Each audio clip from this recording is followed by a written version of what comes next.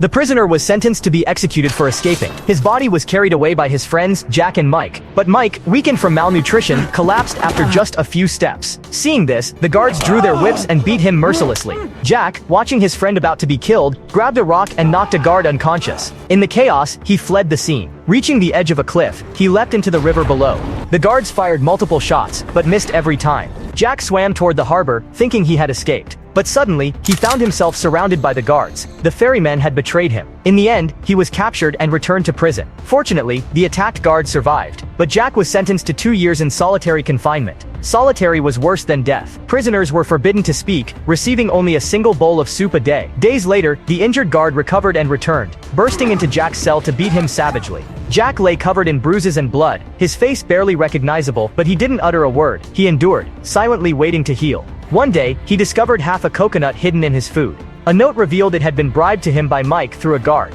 Jack finally found a spark of hope, beginning to exercise and keep himself mentally alert. Just a week later, the warden noticed something unusual, threatening Jack and trying to force him to betray his friend. Refuse, and his food would be halved. But Jack stayed silent, protecting Mike. The days grew even more torturous. Months passed, and in his isolation, Jack nearly broke, unable to tell reality from dreams. Hallucinations began. He saw Mike dressed as a clown. A year later, the guards entered his cell again. Jack was no longer recognizable, too weak to stand. Meanwhile, Mike, using his banker skills, had forged countless accounts for the warden, living freely and thriving.